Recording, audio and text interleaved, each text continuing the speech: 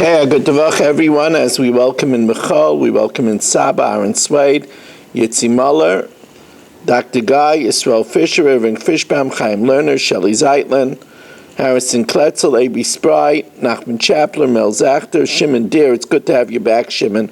We've been missing you. Dr. Block, Mordechai Sultan, Abe Armach, Yehuda from Har Nof, Chaim Braun, Menachem Yemansky, Ilya Shutman, Rabbi Kranz, Richard Rosenzweig. Here in the shul, we have Berish Gesserman. What's your name? Tzemach Avram. And David Helfgott on Kalalashin. We are holding on the bottom of Daf Mem Daled Amid Beis. We are holding by Omer Rav Onan, which is 6 lines from the bottom of Daf Mem Daled Amid Beis. As always, A.B. Spry has sponsored the shir for the schus of all those children that are waiting to get into yeshiva. They should get in pleasantly, without heartache. Tonight's shir is being specially dedicated by Yitzi Muller, Lili Nishmas, his shver, Aaron Yaakov ben Chaim Nachman. His shver had made parlor meetings for the Rosh Yeshiva for Ramosha. It should be a schus from many of schusim. He's having such a wonderful son, learning Torah all the time. Son-in-law, Neshama should have a lichtige Gan Eden. He should be a Meltz Yosher for his family, for all of us, and all of Klal Yisrael. Mo Kushner is joining us. Great to have you, Mo. We begin. Amar Ravanan. Ravanan tells us, Shamas minei demar Shmuel tarte. We heard from the master Shmuel 2 dinim. Chodahach. The first one is that if you sell your Eved to Chutz La'aretz, it goes free. The Idach, the Itmar, what happens if you sell your field on Yovel? On Yovel, all fields go back to their owners. What happens if you sell your field on the Yovel itself? The Itmar, Moiches Sadeyu B'Shnas HaYovel Atzma. Rav Amar Mechura, the sale goes through, and then it comes right back to you. V'Shmuel says, "Ein mechura kolika." The slave is voided. It's not a sale at all. B'chada, in one of those cases, hadrei zvine, the sales price has to be returned. Or b'chada loy hadrei zvine, and in one of them, the sales price is not returned. V'lo yadana heimenayu, and I don't know. Does it mean that if a person sells his slave and it goes to chutzos, it goes free? There, you have to return to the buyer the sales price, or is it that if you sell your field in Yovel and you get money, you have to return the sales price because the field comes back? So Amar Rav Yosef says, "I'll prove you which one." Amar Rav Yosef, Nirze Anan. Miditoni Bibraisa, since it says in the Braisa, Amoicher Avdei L'chutz La'aretz, Yotzel L'cheirus.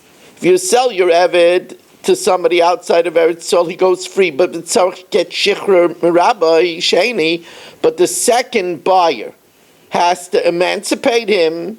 So if that means that if that's the case, Shmamina, Kanya Rabbi Sheni. That proves that the second master acquires him, and therefore v'loy hadrei zvine, he doesn't get his money back, even though he goes free. We penalize the buyer, and he doesn't get his money back. V'chiyam Shmuel hasam, and when Shmuel says by Yovel eina mechura, it means that when you sell your field in Yovel, it's not a sale. Umos chayzrin, and the money that the person paid for the field has to be returned to him. Now says the Gemara of Rav Onan, who didn't know how to resolve it, he didn't know this brisa. Brisa lo yishmiele. He didn't know this brisa that Shmuel says that you need to get shichur from the second master. And since you need to get shichur from the second master, that means that it's a sale, and obviously he doesn't return the money. The idmer de Shmuel, but he wouldn't be able to derive it from Shmuel's own words about selling in Yovel, because even though Shmuel says eina mechura, it's not a sale, that doesn't mean that he gets his money back. Why? Mimai de eina mechura umayis chayzrin, who says that it's not a sale, and therefore the seller has to return the money, Dilma Eina Mechura, it's not a sale, Umas Matana. But the seller planned to give the money as a gift. He knows that there's no sale of a field on Yovel, so why was he doing it? We might propose that he was doing it as a way of giving him a gift. We have such a concept by Shmuel. Midei dahavi ha-mekadesh es ha-chaysa. Somebody is Mekadesh's sister, which is of course not possible, and Kedushin Taisim B'chayvei Krisis. But ha-mekadesh es ha-chaysa, ha-mekadesh es ha-chaysa, Rav Amamayis Chayzin. Rav says she has to return the ring. Because since the Kedushin is not Taifis, you got to return the ring. While Vishmul Amamayis Matana, no, he knows that the ring isn't going to be for Kedushin. He knows he can't be Mekadesh's own sister. He's giving her the ring as a gift.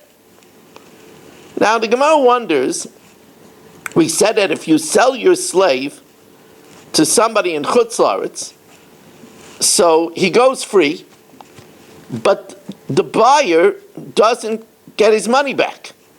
So that means that we penalize the buyer and not the seller. Why do we penalize the buyer? We should penalize the seller. So here we have an interesting discussion. It's not the mouse who steals the cheese that causes you not to find the cheese, but rather the hole that he hides it in. And here also, if there wouldn't be a buyer to legitimately buy it, then there wouldn't be a sale. Amalei, so Gemara says, yeah, but if there wouldn't be a mouse, the cheese wouldn't be missing. Amalei, if there wouldn't be for the mouse, how would the hole get the cheese? So, and the same thing over here, if there wouldn't be a seller who illegally sells it to Chutz La'aretz, no buyer would be able to get it. So why do you blame one over the other? Says the Gemara, as we welcome in Mark Frankel joining us. Mistavra heicha de'ika isura, the place where there is the isur is found hasam kansinan. So since it's found by the buyer in Chutz La'aretz, he's the one that we level the penalty against. Okay, if you're just joining us now, we're at the third wide line on Daf Mem Hey Amud Aleph on a beautiful Matzah Shabbos, starting a new week. No better way to start the week than with the Torah of Hashem. There's nothing better in our life that we could do. We were learning the 5th parak of Pirkei Avos, and it says, Umina loy sezua, don't budge from Torah. That's the best schayr. Best schayr. How avda the arak mechutz la'aretz la'aretz. Here, Nachman has a slave that flees. Nachman is living in Lakewood, and the slave flees from Lakewood to Eretz Yisrael. Now, it's a very valuable slave. So Ozal Mori Abasre. So Nachman follows the slave to recover him. Also, the Kami to Rabami comes before Rabami. Amalei, so Rabami says, Nachman, listen to my advice. Nachman's a nice guy, an Ehrlich Yid. He says to him, Nichtov lach shtora adame, write an IOU note for the slave's value, because of legita de cherusa, and free the slave. In other words, I'm telling you advice. You're not going to be able to take the slave out of Eretz Yisrael. Once he's in Eretz Yisrael, he has a right to remain in Eretz Yisrael. But since he's yours, I'm going to have him write an IOU for his value and write him a writ of emancipation. Be loy, because if you don't do that, I'm just going to take him away from you. Because of an interpretation of a pasuk by Reb Achi, the son of Reb Yoshi. The Tanya, the pasuk says, Lo yeshvu ba'artzecha, they shouldn't live in your land, pen yachtiu oischali, lest they cause you to sin to me. That's why we can't be with the idolatrous Canaanites, because we'll learn from their terrible ways. Now, Yachol ba'oved kachavim shekibul olav shelo la'avod avodas kachavim hakasim medaber. I might think that even if he's a guy that accepted not to worship idolatry, what we call a ger toshev, a resident alien, Talmud Loimer lo saskir eved el adonav, don't return a servant to his master, that means to his idolatrous ways, to his deity, asher yinotzel ilecha me'im adonav, that he escaped to you from his former deity. My takanasa, rather, what should it be? Imcha yeshev b'kirbecha. He should dwell with you. However, Rabbi Yoshe said that's difficult to learn, that the pasuk of Lo Sasker Eved Al Adonav is talking about a guy that accepted not to worship idolatry. Because Rabbi Yoshe, Hai Me Im Adonav, instead of saying that he saves himself to you from his master, it should say from his father, because his father wants him to follow his idolatrous ways. Me'im avim mibayle. Ela amar Rabbi Yoshe b'meicher avdei l'chutz haaretz hakasim medaber. It's talking about a person who sells his slave to the diaspora, away from Eretz Yisrael, so you can't return him. Lo yisasker eved al adonav. V'kosher le'le Rabbi Achi b'Rabbi Yoshe, but Rabbi Achi b'Rabbi Yoshe didn't like his father's pshat either. Hayasher yinotzel eilecha, who is, then it shouldn't say who is saving himself to you. It should say asher yinotzel me'imach mibayla. He's running away from you to go to go. If he's taken away from you to Chutz La'aretz, you're not allowed to you're not allowed to return him back, right? If you sold him to Chutz La'aretz, then Lo Sasker Eved Al Adonav. He doesn't get returned to you. He goes free. But it shouldn't say Asher Yinotzel Eilecha, but rather Asher Yinotzel Me'imach, because you sold him away. Ela Amar Rabbi Achi b'Rabbi Yoshe, what's the pshat in the pasuk? Be'eved shebarach michutz la'aretz hakasim medaber. It's talking about an eved that flees from you in Chutz La'aretz to Eretz Yisrael. So there we say Lo Yisasker Eved Al Adonav. We don't return him back to you in Chutz La'aretz, and therefore the rabbi told Nachman, look, take my advice. We'll make it pshara. We'll have the Eved write you an IOU note for his value, and you'll give him a writ of emancipation. It's hassle-free, but don't try to bring him back to Lakewood, because Lo Yisasker Eved Al Adonav, we don't return him to you when he flees to Eretz Yisrael. We'll have another pshat in this pasuk. Tanya Idach, Lo Yisasker Eved Al Adonav, we don't return a servant to his master. Rabbi Aimer b'loikeach eved al manas l'shacharoi. Here's a person who buys an eved at the market on the condition to free him. And then the law is lo yisasker eved al adonav. We don't give you the eved; he goes free. Heichi dami, what's a case where he buys him in order to free him? He writes in the purchase as follows: when I buy you, you are acquired to yourself from now.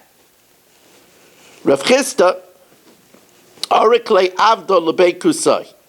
Rav Chisda, his slave fled to Bekusai. Bekusai is, Rav Chisda was outside of Eretz Yisrael, and Bekusai was a city outside of Eretz Yisrael.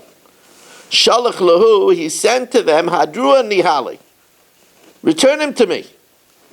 So they thought, it says, Shalchu leiloi sasker eved al adonav, you don't return a servant to his master. Shalach lahu, he says, that's not the interpretation of this verse. To the contrary, my slave is a lost article, and our Torah tells us that you have to return a lost article. So you do for his donkey, or his clothing, you return it. So they sent so he sent to them the way Rav Nachman was told. That's referring to an Eved that flees from Chutz La'aretz to Eretz Yisrael, so there you don't return it. Like the interpretation of Rabbi Achi Rabbi Yosha. So the Gemara wonders, why didn't he tell them like the interpretation of Rebbe, that's talking about when a person buys a slave in order to free him, and not like Rebbe. So Mishum de Mishmalu Kroi, because that's the more simple explanation of the pasuk. Abaya, Irkes Lechamra Beikusai. Abaya lost the donkey in Beikusai. So Shalach Lahu, so he sent to them, Shadruli, send it back to me. Sholchulei, so they sent to him Shalach Simana. You want a lost article, you got to give us a simon that we know it's yours. Shalach Lu, he sent to them the chivra kreise. Its belly is white. So Sholchulei, they sent to him Ilav de Nachmaniat. This was Abaya's name, Nachmani. We wouldn't send it to you with such a weak simon. All donkeys have white bellies. But it says that Chachamim could identify something with Tvias Ayin. They could tell, they could discern if it's theirs. So we trust you. New Mishnah, just getting underway on a beautiful Matzah Shabbos. And Mirz Hashem tomorrow night. Remember, Daf is at 8:50. I hope to be broadcasting tomorrow night from the Catskills. At least that's the plan for now. Should be gesund to all of us. We don't ransom slaves more than their value. We don't ransom, not slaves, we don't ransom captives. If somebody was captured from the Jewish community, we don't ransom them for more than their value. The simple reason is because we're afraid that if so, there'll be more people kidnapped if they see it's a thriving business. Nor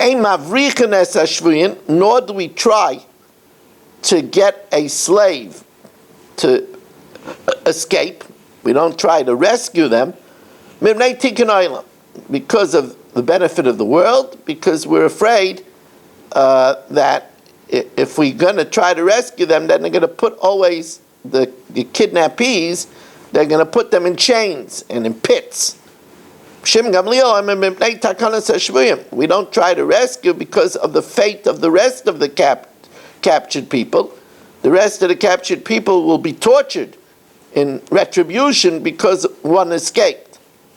That which we say, that we don't ransom a person for more than their value, is that mishum dukkha de tzibura. We don't want to put too much of a stress on the community. If there's going to be outrageous amounts, it's going to put a tremendous pressure on the community.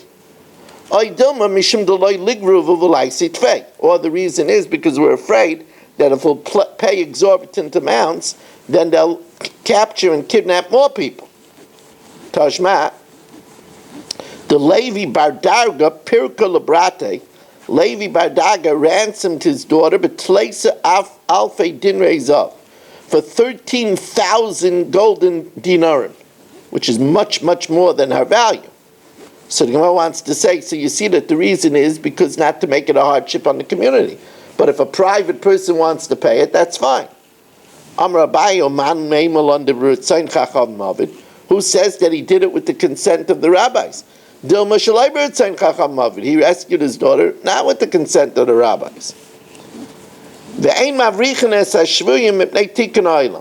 We don't try to rescue captives because of the benefit of the world, because otherwise they'll put the rest of the captives in chains. Reb Shimon Gamliel mipnei takana shvuyin, for the benefit of the remaining captives who will be tortured because of retribution. My beinayu, ika beinayu, delek elachad, where there's only one captive. Now the Gemara tells us a very interesting story. Bonsei de Rav Nachman, Mark Frankel asked me for a story. So, he's a nice guy. Nice guy. Bonsei de Rav Nachman, the daughters of Rav Nachman, Bakshin Kedei Rabbi Yadayu. They stirred the boiling soup with their hands. Now, the assumption is that they're so righteous that the Eish of Gehenim would not hold sway over them. So they were able to stir the pot with their hands. Now he wondered about that because Kasha later Rav Elish had a kasha, Ksiv Adam Echad Me'elef Matzasi, I found one man amongst 1,000 to be righteous, but Be'isha B'chalela Loi Matzasi. How could there be a bunch of girls, the daughters of Rav Nachman, that would be so perfectly righteous? And he says, what does it mean, Loi Matzasi? Oika Bonsei de Rav Nachman, is the daughters of Rav Nachman. So the Gemara says, Garmalu Milsa, something happened, V'ishtavian. The girls were kidnapped. V'ishtavi iyunami ba'adayu, and Rav Elish was kidnapped with them. Yom Echad, one day, Havi Yosef Gabei, sitting next to Rav Elish, there was with him Ahu Gavra, a man, that knew the language of the birds. Also Urva, a raven came, and the raven called to him. Amalei my kamer. So Rav Elish said to him, what's the raven saying? Amalei Elish brach, Elish brach. Elish escape, Elish escape. Amar, so Rav Elish was not going to risk his life on the word of a crow. Crow is a Talmudic animal, a bird. Amar urva shikrahu. A raven, a crow, is a liar. We can't rely on him. Adahachi, in the meantime, asa yaina v'kakaria. A dove came. Amalei maika amra. So he said, what is he saying? Amalei Elish brach, Elish brach. Elish free. Oh, he says, oh, that's different. Amar Knesset Yisrael ki yaina mesila. Klal Yisrael is compared to a yaina because just like a yaina is faithful to its mate, so Klal Yisrael is faithful to Hashem. Shmami no misrachish li nisa. That means that a miracle would happen to me and I could escape. Now the question is, should he take with him the daughters of Rav Nachman? Amar Ezel echse bonse de Rav Nachman ikaimim b'manasayo. If they are still loyal to their faith and they watch their modesty, I'll take them with me. So he says, how am I going to find out? So he says, women talk their private chatter by the bathroom. Amar Nishei kol milei de islahun, all private things, sidrun lahadadi bebeis hakise. They chat in the bathroom. Shaminu, so he went to eavesdrop from behind. And Shaminu de Ka'amran Ade Guvrin, we had husbands, Vinardoi Guvrin. And now, Adi Guvrin, these captors are now our husbands. Vinardoi Guvrin, we had husbands in Nardoi. But these captors are nice. Lema Lahu Lishvuyayu, let's tell the captors that they should distance themselves from the Jewish neighborhood. That people shouldn't hear and redeem us. We like it with these captors. So he said they're not worth taking with. So come Arak, he got up and he fled. So the guy that knew the language of the birds went with him.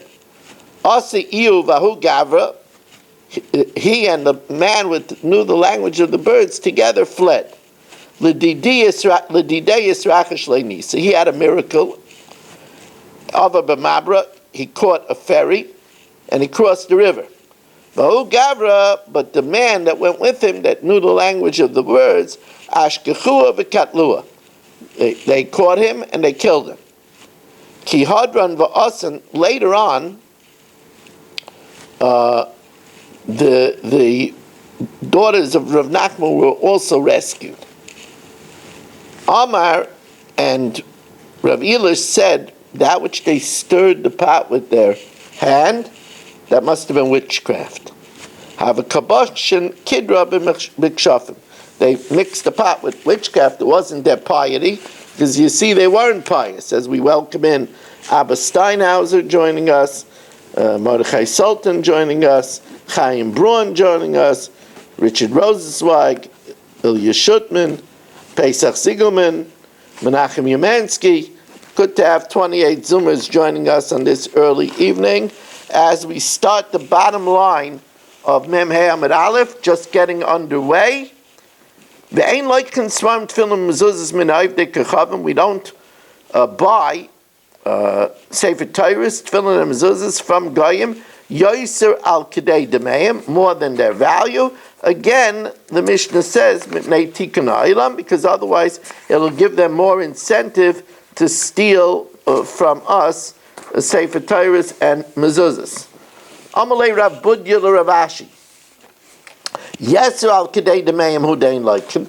More than their value we don't buy. Habich dei Demeim leichen. But for their value itself, we do buy. Shma mina, that would seem to imply that Sefer Torah shenimtza biyad oiv de kechavim, that a Sefer Torah that we find by a guy, kairin by, we could learn from it. And that means that we're not concerned that the guy himself wrote the Sefer Torah. So the Gemara says, no raya. Maybe it means we buy it and then we put it in the Geniza. Dilma lignais. In other words, we don't leave it in their hands. It might be a good Sefer Torah. On the other hand, he might have wrote it, so therefore we buy it and we put it away in the Geniza. As we welcome in Gedalia Engel joining us for our 29th Zoomer of the evening. And by the way, you might have not noticed, the weather changed over here because we are joined by Marshall, who's in deep concentration, must be holding a bologna sandwich. Piece of pizza. I knew it was food. Now, Amar Rav Nachman, Nakatinon. We have a tradition. Sefer Torah shekasvu min Yisaref. A Sefer Torah that was written by a heretic. Some say min is an abbreviation of Maimin Yeshu Noitzri, the believers of Yeshu Noitzri. If it was written by a heretic, it has to be burnt. The reason why it has to be burnt is we say that when he writes Hashem, he doesn't have in mind the Eibishter. If it was written by a guy, Yiganis, it has to be hidden. Nimtza b'yad min, if it's found in the hands of a min, so it could be he wrote it, it could be another Yid wrote it, so Yiganis. Nimtza b'yad oivid kechavim, so again, Imre lo Yiganis. Some say that it has to be hidden.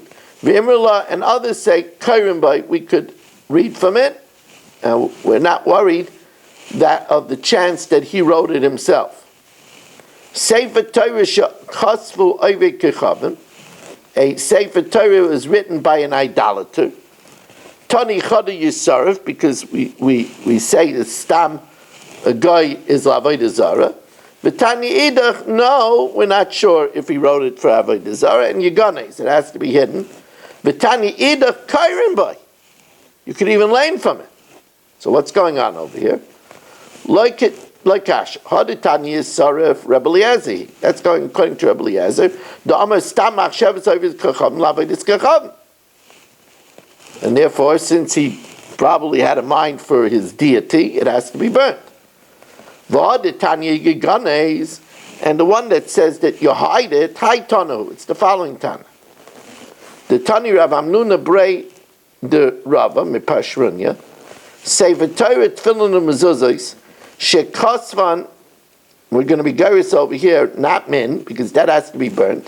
Shekosvan Moiser, an informer, Ovikchav, an idolater, Eved, a Eved Kanani, an Isha, V'Katan, V'Kusi, And it's going according to Maniyam that Kusim Geri Araya, saying that the insincere conversion because of the fear of the lions, so he's like a guy.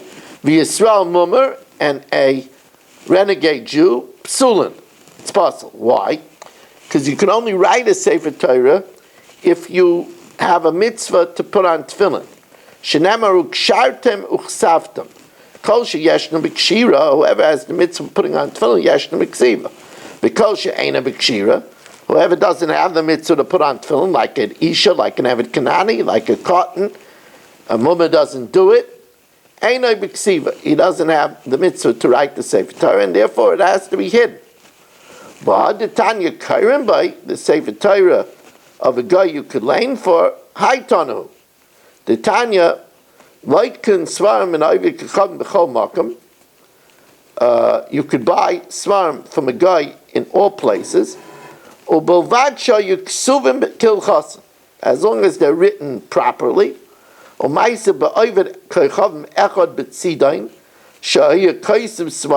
Svarim. So the question is, but you need ksiva l'shem the mitzvah. How could you assume that they did it l'shem mitzvah? Rabbi Shimon Gamliel ibad l'shman bay. He needs that it has to be, the hide has to be tanned l'shman. Ksiva l'shman b'lay bay. The Tanya we learned in the Brayso tzipan zav. The tefillin were covered with gold. O shetala alei an or behemoth tmeya, or they were put in batim made from a tamidik animal. Psulos, or behemoth Torah kasheris. But if it was used by a kosher animal, it's kosher afal pishalei ibdan lishman, even though they weren't tanned for the sake of the tefillin. So if it needs tanning lishma, it surely should need writing lishma. So how could he say if it was written by a guy it's good?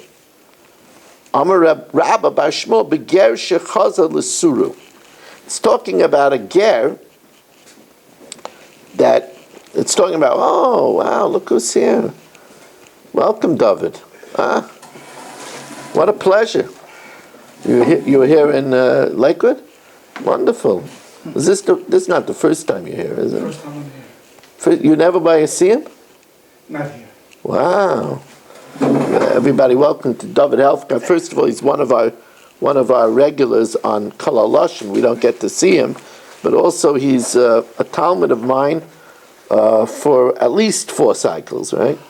At least 5 cycles, maybe. Wow. Wonderful to have you. Wonderful to have you. We are in Daf Mem Hey Amud Beis.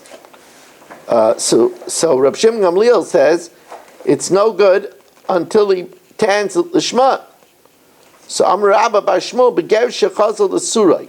It's a convert who knows what to do. He just turned back to his goyish ways. Then that Sefer Torah has to be burnt. Because if he turned back to his goyish ways, that means he went back to idolatry. L'surah kolzchein havalei min.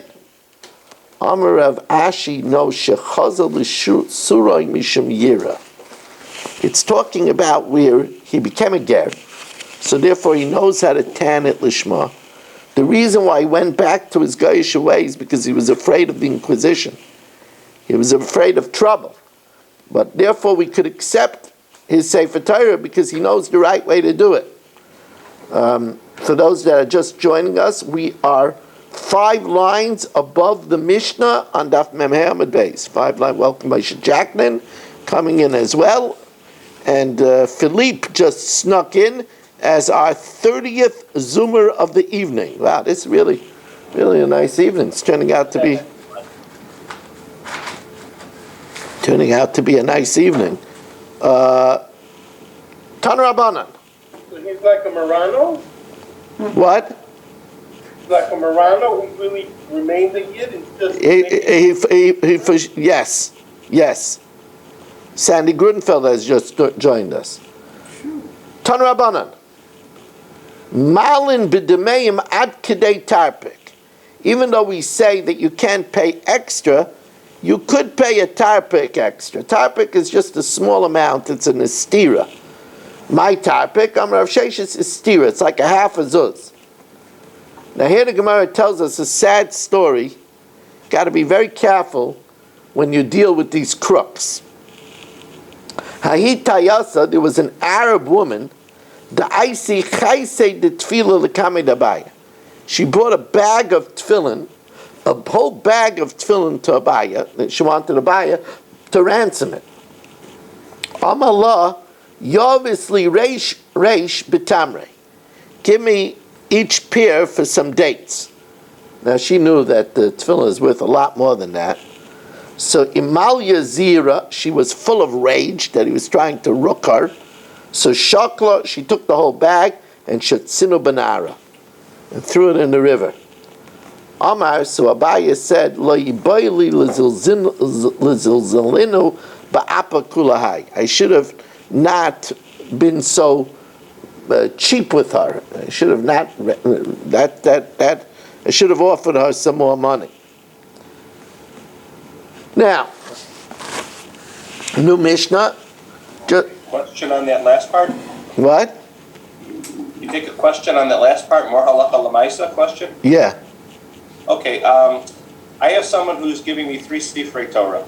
He has them sitting in his house. His father was some rabbi, I'm not sure from where, what, or another. But this guy's cleaning house, he doesn't know what to do with them.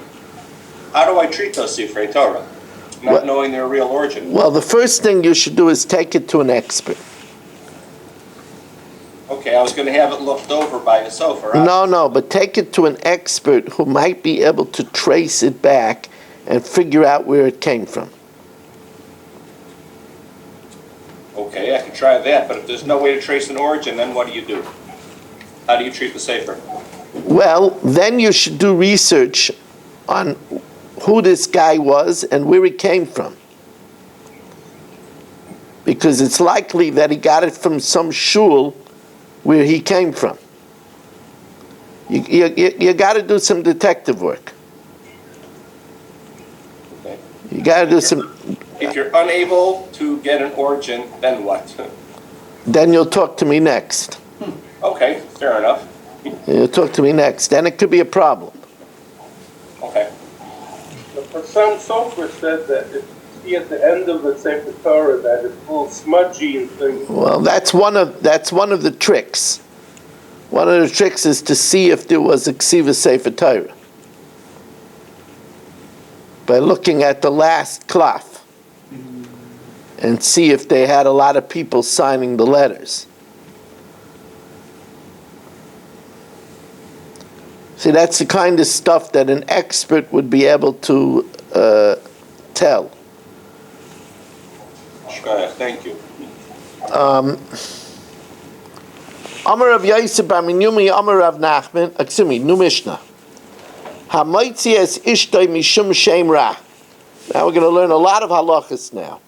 If somebody divorces his wife because there's a rumor that she committed adultery, lo yarzer. Now the simple reason why he can't take her back is because we're afraid that he'll divorce her, she'll remarry, then he'll find out that the rumors were unfounded, and he'll say, if I would know the rumors are unfounded, I would have never divorced you, and he'll annul his get, and then the children that she had from her second husband would be mamzerin. So therefore we tell him, look, if you're divorcing your wife because of the rumor, no backsies.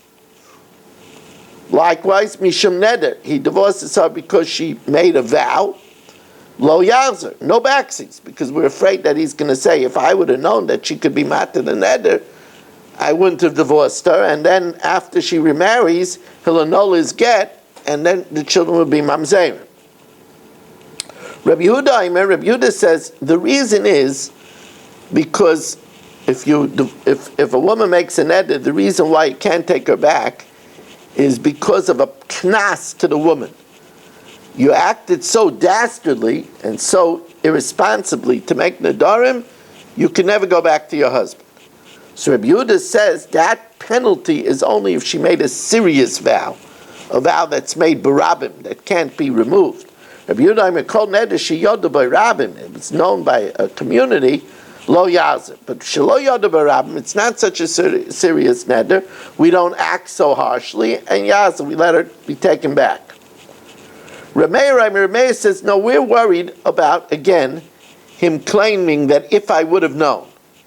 So kol neder shetzarech hakiras chacham, any neder that needs the removal of a sage, in other words, the husband couldn't have annulled it. It wasn't a neder of inui nefesh. It wasn't a neder of beino lebeina.